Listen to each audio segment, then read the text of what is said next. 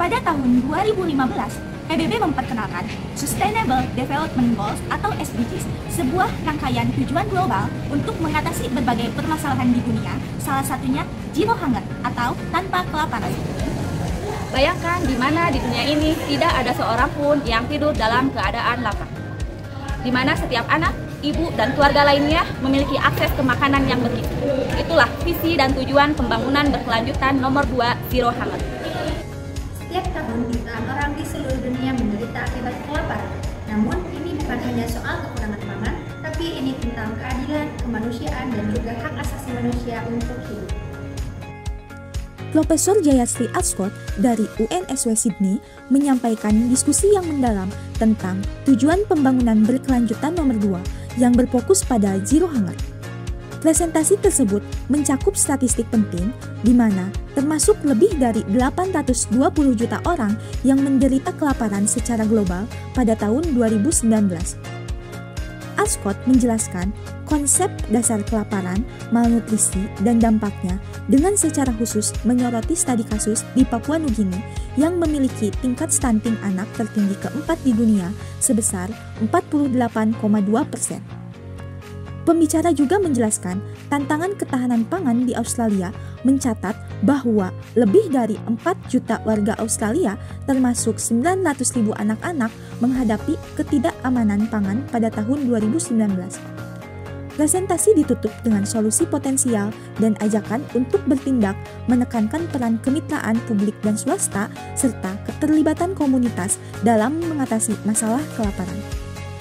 Perkembangan SDGs ini telah menjadi sorotan utama dengan komitmen yang tinggi untuk mencapai ketahanan pangan dan peningkatan kualitas gizi masyarakat. Namun, setelah beberapa tahun lalu, pernyataan krusial muncul. Bagaimana sebenarnya perkembangan SDGs terkait tanpa kelaparan di Indonesia? Pada tahun 2023, GHI mencatatkan bahwa tingkat kelaparan Indonesia berada pada posisi kedua tertinggi di Asia Tenggara, yaitu berada pada angka 17,6 dengan kategori sedang. Banyak sekali warga Indonesia yang mengalami kondisi hidup dalam keadaan lapar. Hal ini mendorong kami untuk sedikit memberikan uluran tangan untuk bisa membantu mengatasi dan menurunkan tingkat kelaparan bagi yang membutuhkan. Setiap kebaikan yang kita lakukan akan menjadi cahaya bagi orang lain.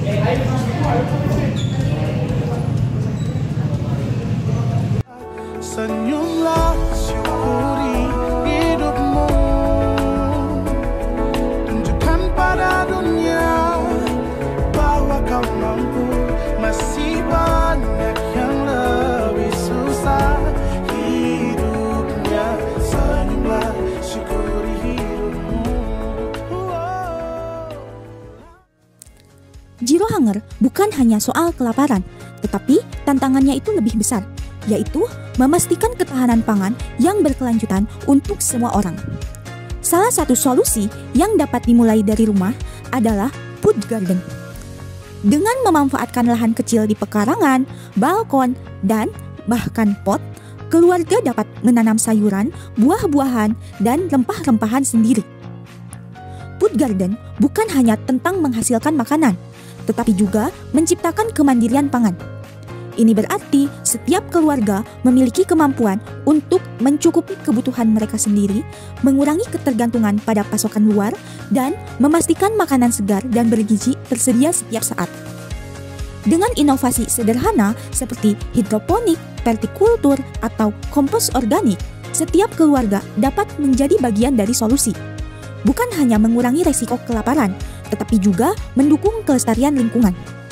Food garden adalah langkah kecil dengan dampak yang besar.